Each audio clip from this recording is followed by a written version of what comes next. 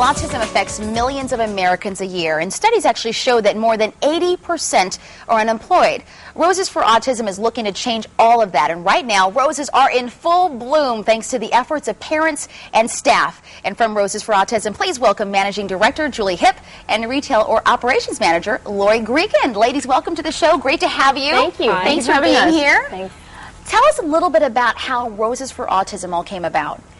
It's really a great story of agriculture meets autism and families. Jim Lyman is a dad on the spectrum who has a child on the spectrum, and he came to me, who's run an autism center for years, and also knew Tom Pinchback. Okay. And brought autism, the need for jobs for adults on the spectrum, with agriculture, Tom Pinchback's farm going out of business, with creating jobs for both the agriculture world and autism. But it was really birthed, too, out of his desire, because he has a son who has autism. Yes. And really knew at 21 years of age, there are really no educational programs for those who are on the autism spectrum. That's right. We've done a great job in Connecticut working with the young guys for birth to 3 and educational programs, but the gap lies in employment. And that's where Ability Beyond Disability comes in. We went to them, and Ability Beyond Disability has been servicing adults for 56 years. This is the newest venture under Ability, where we're employing, and that's the difference. We're actually the employer. Right, working side by side. Side by side in an inclusive environment, as well as training vocationally for transition to work in other agricultural businesses. Okay. Or other total different businesses. It could be printing, it could be internet research, anything going forth. Now, Laura, you all just had your open house. Tell us a little bit about the open house you had this past Sunday. Sunday we had an open house at the farm in the packing room. We transposed everything, cleaned everything up, and we gave tours from 1 to 4. And we had over 1,000 people come through the door in the pouring rain, which was amazing. It was a great experience, and everyone got to see the guys working in their jobs that they do every day along the side of the other workers. So I think it was a win-win. We sold a lot of roses, and everyone went away going, oh my God, this is awesome. And it's a neat combination. We have all the Pinchback old customers come, we have the autism community come, and it was great. I'd say, to see people here? side by side It was working a wonderful together. Experience. Yeah. So all the roses we're seeing here right now have been assembled by people or those that are on the autism spectrum. Is that right? Yes. So they are, when we say assemble, they are putting together the ensembles that we're seeing here, putting tags on them and everything. And cut. And the rose gets cut every morning at 7. We have a gentleman that cuts a few. Okay. They cut the roses, they bring them in, they go to the cooler, then they come out, they go through a grading machine, which one of our boys on the spectrum runs, along with other regular employees. And then they get packaged, and they get stickered, and they all have a job.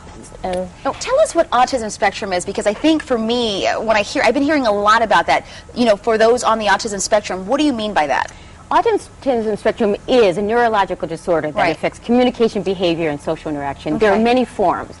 The most challenging form is Fragile X, where you're more neurologically challenged, to Asperger's syndrome, which is very high IQ and limited social skills. There's a lot of variations in between. So the spectrum is, you could fall in different places, and how you work with the person depends on where they fall. Okay, and how does it all work? I mean, what are you looking for folks like myself to do? You want us requesting roses for autism, but how do we go about doing that? Go to your local florist and say, you know what, I really would like I need a dozen roses, but could you please have them Roses for Autism, because it's supporting the program. Go to your grocers where you pick up your flowers, let them know about us. You can house a flower stand at your corporate, you know, a lot of corporations. Because you put together stuff for corporations. We do big events, and we do come to the farm and buy a dozen roses, and everything in between. And we'll be online soon. And we should mention you offer 16 varieties of blooming fragrant roses, right? Yep, each one different, and each one with a different smell. And I want everyone to know this. We talked earlier. Tell people right now, it's all here in Connecticut. It stays here in Connecticut. We're employing Connecticut residents.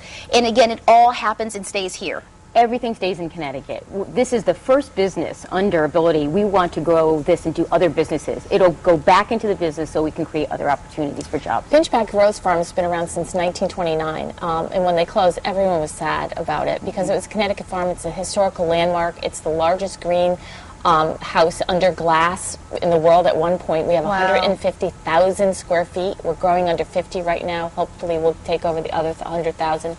So we're saving a Connecticut farm, we're growing local, we're taking care of business in our hometown, in local areas, and we're employing people in the spectrum, which is a win-win as far as I'm concerned. It's a model that we hope to see other corporations tag on to, because what you're doing is amazing.